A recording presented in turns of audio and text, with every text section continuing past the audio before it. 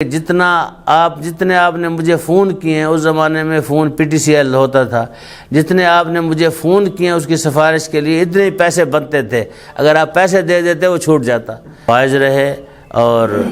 کئی صوبے ان کے انڈر تھے اور مشکل ترین صوبے ان کے انڈر تھے۔ کردستان میں لوگ کیا ہے قتل کر دیتے تھے اور ٹکڑے ٹکڑے کر کے پھر کیا ہے وہ اس کو وہیں رکھتے تھے اور تالیاں بجاتے تھے کہ ہم نے ایک پاسدار کو قتل کیا۔ اس جگہ پہ قاضی صاحب قبلہ وہاں قاضی رہے اور ان کا آنا جانا تھا، جہاں مشکل ترین جگہ تھی وہاں کام ہے۔ آج شام کو کیونکہ قبلہ قاضی صاحب کی برسی ہے، ان کا جتنا ذکر کیا جائے، ان کے بارے میں جتنا بولا جائے کم ہے۔ رات ہی میں سن رہا تھا کوپن ہیگن میں ان کی برسی رات منائی گئی ہے، وہاں ایک مولانا ذکر کر رہے تھے، وہاں سے میں نے کچھ باتیں دیکھیں اور سنی، اور اس میں ایک اشتباہ جو انہوں نے کیا مولانا نے، میں چاہتا ہوں کہ اس کی تھوڑی تصحیح کر دوں۔ انہوں نے کہا کہ قبلہ قاضی صاحب رحمۃ اللہ علیہ شرعی عدالت کے جج تھے، شرعی عدالت کے جج نہیں تھے۔ قبلہ قاضی صاحب ایک بہت طاقتور عدلیہ کے جج رہے ہیں، جو ایران کے اندر ایک مضبوط سسٹم انقلاب کے بعد آیا ہے، اسے یعنی ایرانی زبان میں دادگاہ انقلاب اسلامی ایران کہتے ہیں، جس میں بڑے بڑے مجرموں کو سزا دی جاتی ہے، نہ کہ چھوٹے جو کوئی دودھ چور ہو، گھڑی چور ہو، ان کو نہیں، بڑے بڑے مجرموں کو جو ہیروئن یا اس قسم کے منشیات کا کاروبار کرتے ہوں، یا پھر قتل و غارت انہوں نے کی ہو، یا ملک کے دفاع کو انہوں نے نقصان پہنچایا ہو، اس طرح کے لوگوں کو وہاں لایا جاتا تھا اس عدالت کے اندر۔ تو غالباً اگر میں بھول نہیں رہا تو 27 سال سے کم و بیش وہ وہاں پر جج رہے ہیں، اور یا پھر کچھ حصہ انہوں نے یہاں، یہ بھی بہت سارے لوگوں کو پتہ نہیں ہے قبلہ قاضی صاحب کے بارے میں، جب یہاں تشریف لے آئے تو یہاں بھی کچھ عرصہ وہ اپنی اسی ڈیوٹی کے اوپر تھے جو کہ ان کو وہاں دی گئی تھی۔ یہاں پر پھر ایک اور طریقے سے اس کو مکمل کیا گیا تاکہ وہ پینشن تک چلے جائیں۔ یہاں خانہ فرہنگ ایران وہاں جاتے نہیں تھے عملی طور پر، لیکن خانہ فرہنگ ایران کے مسئول رہے۔ قبلہ قاضی صاحب یہاں رہ کے خانہ فرہنگ ایران کے مسئول رہے، اور اس کے اندر ساری ان کی مسئولیت تھی، یعنی یہ ذمہ دار تھے، بڑے تھے خانہ فرہنگ ایران کے۔ تو وہ باقی عرصہ جو ہے ان کی وہ کام کا، جاب کا جو ہے یہاں منتقل کیا گیا، کیونکہ حضرت آیت اللہ حافظ سید ریاض حسین نجفی، اس سے پہلے حضرت علامہ سید صفدر حسین نجفی رحمۃ اللہ علیہ، ان دو بزرگواروں نے بارہا ان سے کہا تھا کہ آپ پاکستان میں تشریف لے آئیں، تو نہیں آ رہے تھے۔ پھر حافظ صاحب قبلہ جب ایران میں تشریف لے گئے،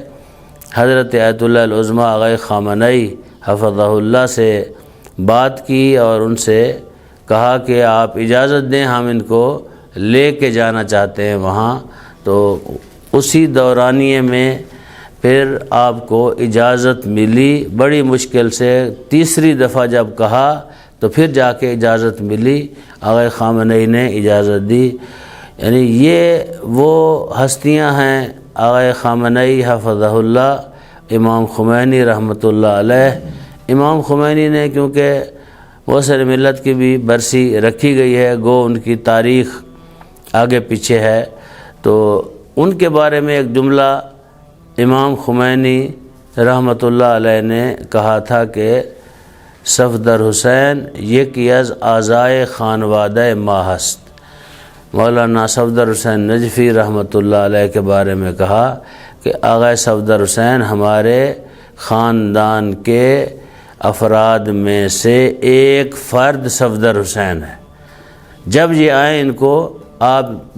اندر لایا کریں گھر میں، وہاں باہر کھڑا نہ کیا کریں، کیونکہ اوائل انقلاب تھا۔ اوائل انقلاب میں کچھ پاسدار جو پولیس والے ہوتے ہیں، وہاں پاسدار کہتے ہیں، تو وہ روکتے تھے، تلاشی لیتے تھے، پھر اندر جانے دیتے تھے۔ تو آپ نے یہ کہا کہ آپ کو وہاں کھڑا نہ کیا جائے۔ تو انشاءاللہ ہم مارچ میں جب برسی آئے گی علامہ صفدر حسین نجفی رحمۃ اللہ علیہ کی، اس پہ ایک تفصیلی گفتگو کریں گے آپ کے اوپر۔ تو ایک جملہ امام خمینی نے یہ جملہ کہا، اور آغا خامنئی نے قبلہ صاحب کے بارے میں جملہ کہا کہ آغا نقوی افتخار ماست، یعنی میرے لیے فخر کا یعنی وہ باعث ہیں اور فخر کی جگہ ہیں آغا نقوی، یعنی ہمارے لیے، بلکہ اپنے لیے کہا کہ میرے لیے افتخار کا درجہ رکھتے ہیں، میں ان کے اوپر فخر کرتا ہوں۔ تو قبلہ قاضی صاحب یہ ابہام دور ہو جائے کہ عام عدالت کے جج نہیں تھے۔ آپ کی زندگی کو، ویسے تو آپ زندگی ان کی طلبہ جو طالب علم تھے یہاں پہ، طلبگی زندگی، اس کو ہم اگر شمار کریں تو وہ ایک حصہ ہے، پھر ایران کے اندر طالب علم تھے وہ دوسرا حصہ ہے، پھر اس کے بعد قضاوت میں چلے گئے وہ تیسرا حصہ ہے۔ تو اس سے پہلے قضاوت سے طالب علمی کی زندگی میں ایک دفعہ یہاں پاکستان تشریف لے آئے، تو یہاں چیچا وطنی میں مدرسہ بنایا، اس کو بھی اگر شمار کریں یہ تیسرا ہے۔ پھر کیا ہے، ایران چلے گئے تو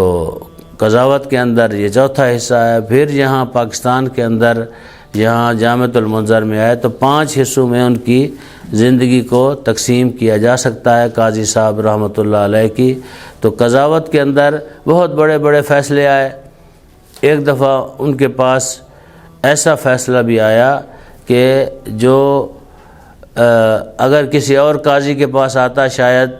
وہ لڑکھڑا جاتا۔ اور یہ بھی آپ کو بتاؤں، میں نے ان کے چہلم پہ یہ بات کی تھی، کیونکہ اس زمانے میں یہ ہمارا ٹی وی وغیرہ بھی نہیں تھا،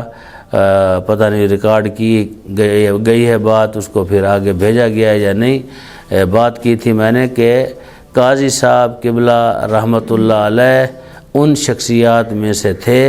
کہ قم کی جو ابھی عدالت ہے، اس عدالت کی بلڈنگ کو خود قاضی صاحب نے بنایا تھا، یعنی حکومت کے پیسوں سے نہیں بنایا تھا، خود بنایا تھا اس بلڈنگ کو۔ ابھی بھی بلڈنگ وہ موجود ہے، اس کو خود بنایا تھا قاضی صاحب قبلہ نے۔ پرانی بلڈنگ تھی،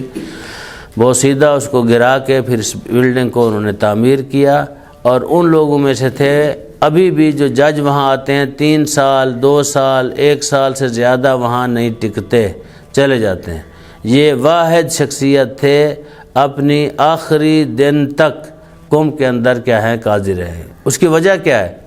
جج آتے ہیں چلے جاتے ہیں، وجہ کوئی یہ نہیں ہے کہ حکومت والے ان کو تبدیل کر دیتے ہیں، وہ وہاں پر رہ نہیں سکتے اس لیے کہ سفارشیں بہت آتی ہیں۔ قوم ایک ایسی جگہ ہے جہاں پر مجتہد مراجع بہت بڑی بڑی شخصیات وہاں علمی طور پہ بیٹھی ہوئی ہیں۔ اگر کوئی بندہ گرفتار ہو جائے تو کیا ہوتا ہے، پھر لوگ سفارش کرتے ہیں اس کی، وہ اگر بات نہ مانے، کوئی استاد ہوتا ہے، کوئی مرجع ہوتا ہے، کوئی مجتہد ہوتا ہے، تو پھر اس کی اہانت سمجھی جاتی ہے۔ قبلہ صاحب میں یہ تھی، ایک دفعہ انہوں نے خود، میں وہاں پڑھ رہا تھا قوم کے اندر، تو انہوں نے آغا مکارم شیرازی کے لوگ آئے جو کہ ایک مجتہد ہیں، ایت العظمہ آغا مکارم شیرازی ایک بہت بڑی شخصیت ہیں جنہوں نے تفسیر نمونہ بھی ان کی زیر نگرانی لکھی گئی ہے، خود نہیں لکھی آغا مکارم نے۔ یہ لوگ بھی غلطی کرتے ہیں کہ یہ تفسیر جو ہے آغا ناصر مکارم شیرازی کی ہے، نہیں، ان کی نگرانی میں اس کو لکھا گیا ہے۔ ان لکھنے والوں میں ایک آغا محسن قراتی بھی تھے جو کہ بہت بڑے قرآن پہ کام کرنے والی شخصیت ہیں۔ آغا محسن قراتی کا نام آیا تو ایک بات ان کے بارے میں بھی کہتا جاؤں۔ ان کا دعویٰ ہے کہ آج تک پوری دنیا میں مجھے کوئی ایسا بندہ نہیں ملا جو قرآن حکیم کو سمجھتا ہو کما حق کو ہو۔ انہوں نے کہا کہ اس زمانے میں، آج سے کوئی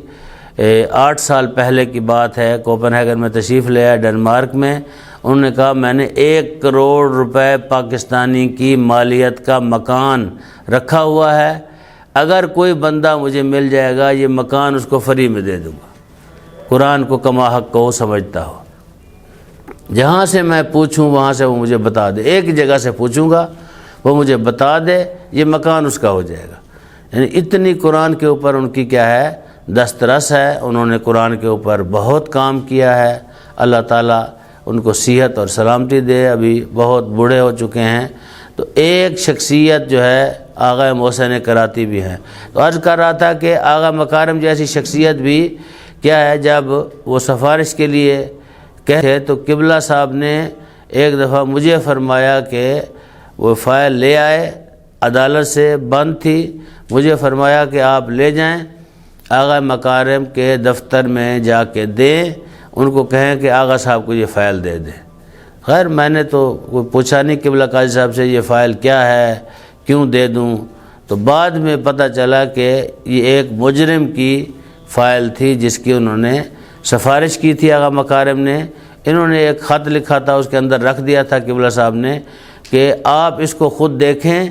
آپ دیکھیں اگر گنجائش نکلتی ہے یہ مجرم کو سزا نہیں ہونی چاہیے تو سزا ہم نہیں دیں گے۔ تو لہٰذا اس طرح کرتے تھے، تبھی وہ اتنا عرصہ وہاں رہے۔ یہ بھی ایک ایسی بات ہے جو حکمت امیز بات ہے کہ مراجع کا احترام بھی باقی رہے اور کام بھی کیا ہے آگے چلتا رہے۔ تو اتنا عرصہ وہاں قم کے اندر رہنا کوئی آسان بات نہیں تھی۔ اسی طرح آیت اللہ طاہری خرم آبادی رحمۃ اللہ علیہ جو پاکستان کے اندر بھی رہے ہیں، انہوں نے ایک بندے کی سفارش کی، اس کے اوپر کچھ جرمانہ تھا، کہا کہ یہ غریب ہے جرمانہ نہیں دے سکتا، اس کو کیا ہے آپ چھوڑ دیں۔ قبلہ قاضی صاحب جب پوچھنے گئے، آغا طاہری بیمار تھے، ہم بھی ساتھ تھے تہران کے اندر، تو مزاحاً کہا آغا طاہری سے کہ جتنے آپ نے مجھے فون کیے ہیں، اس زمانے میں phone P T C L ہوتا تھا، جتنے آپ نے مجھے فون کیے ہیں اس کی سفارش کے لیے اتنے پیسے بنتے تھے، اگر آپ پیسے دے دیتے وہ چھوٹ جاتا، تو آپ فون مجھے نہ کرتے۔ تو لہٰذا اس طرح کی باتیں وہ کر دیتے تھے مجتہدین کو، مراجع عظام کو، اور ان کی خدمت میں جب جاتے تھے تو ان کی موفقیت جو ہے قضاوت کے اندر اسی وجہ سے تھی۔ تو وہ اس بڑے منصب کے اوپر ایران میں فائز رہے، اور کئی صوبے ان کے انڈر تھے، اور مشکل ترین صوبے ان کے انڈر تھے قاضی صاحب کے۔ یعنی اس زمانے میں کردستان میں جانا آسان نہیں تھا، کردستان میں لوگ کیا ہے قتل کر دیتے تھے، اور ٹکڑے ٹکڑے کر کے پھر کیا ہے وہ اس کو وہیں رکھتے تھے اور تالیاں بجاتے تھے کہ ہم نے ایک پاسدار کو قتل کیا ہے، ایک اس حکومت کے کسی کارمند کام کرنے والے کو قتل کیا ہے۔ تو اس جگہ پہ قاضی صاحب قبلہ وہاں قاضی رہے، اور ان کا آنا جانا تھا، جہاں مشکل ترین جگہ تھی وہاں کام کیا، اور کام میں بھی انہوں نے جو ان کو یہ مسائل تھے بہت سارے ان کی صحت کے ساتھ، یہ کام کی وجہ سے تھے، کام بھی بہت کرتے تھے اور صبح سے رات تک کام کرتے تھے۔ قاضی کم تھے اور کام کیا ہے زیادہ تھا، رات تک کام کرتے تھے۔ میں نے ایک دن ان کے گھر بیٹھے ہوئے تھے، میں نے کہا کہ پھر آپ جو رات کو کام کرتے ہیں قبلہ آپ کو پیسے تو زیادہ ملتے ہوں گے۔ کہنے لگے رات کے پیسے نہیں لیتا میں وہی پیسے لیتا ہوں جو دن میں کام کرتا ہوں 8 گھنٹے، باقی میں فی سبیل اللہ کام کرتا ہوں، میں نے کبھی ایسا پیسہ نہیں لیا جو میں ایکسٹرا کام کروں۔ تو ایسے کام بھی قبلہ صاحب نے وہاں پر جمہوریہ اسلامی ایران میں انجام دیے ہیں، اور ایسے لوگوں کو بھی جب جیل کا دورہ کرنے جاتے تھے، ایسے قیدی جو کیا ہے جن کو پھانسی کا حکم ہو گیا ہوتا تھا، بروجرد ایک شہر ہے، وہاں پر جب گئے تو وہاں بعض لوگ تھے جن کو پھانسی کا حکم ہو گیا تھا، وہاں بھی آپ قبلہ صاحب قاضی تھے، تو کسی اور قاضی نے یہ حکم دیا تھا۔ تو اس کے بعد انہوں نے کہا کہ کتنے عرصے بعد آپ کو پھانسی ہے؟ انہوں نے کہا 2-4 مہینے بعد۔ پھر ان کی فائل منگوائی، پڑھی، ساری فائلیں کچھ چھوٹی نہیں ہوتی تھیں، ساری پڑھی، اس کے بعد دیکھا کہ ان کو تو پھانسی نہیں ہونی چاہیے، ان کو تو سزا ہونی چاہیے قید کی۔ پھر دوبارہ سے اس قاضی کو خط لکھا کہ آپ جو ہے اس فائل کو دوبارہ دیکھیں، آرام سے پڑھیں، جن کو پھانسی نہیں بنتی یہ حکم واپس لیں۔ ایسے کام بھی قبلہ صاحب مرحوم نے ایران کے اندر کیے ہیں، اور بہت لمبی فہرست ہے کاموں کی، اگر ان کو بیان کیا جائے تو شاید وہ ختم ہونے والی نہیں ہے۔ تو میں صرف یہ غلط فہمی دور کرنا چاہتا تھا اس عزیز کی کہ قاضی صاحب قبلہ کسی شرعی عدالت، صرف شرعی عدالت ہو اس کے قاضی تھے، جیسے یہاں پاکستان میں ایک تصور ہے کہ ایک مولانا شرعی عدالت کا جج ہوتا ہے، وہ شرعی طلاق نکاح کے کیس آتے ہیں یا اس قسم کا کوئی کیس آتا ہے اس کو دیکھتا ہے۔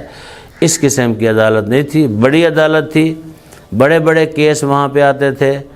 اور بڑی بڑی شخصیات کی اولاد کے کیس وہاں پہ آئے ایران میں، جو قاضی صاحب قبلہ نے دیکھے اور ان کو سنا، اور آج بھی ان کا مقام ایران کے اندر بہت بڑا مقام ہے، بہت بڑی شخصیت ہیں، جانے کے بعد بھی لوگ آج بھی یاد کرتے ہیں۔ آج بھی بڑے بڑے لوگ جو ہیں ایران کے اندر، شاید نئی آنے والی نسل ان کو بھول جائے ایرانی، لیکن جو ابھی تک لوگ موجود ہیں وہ ان کو جانتے ہیں، اور ان کی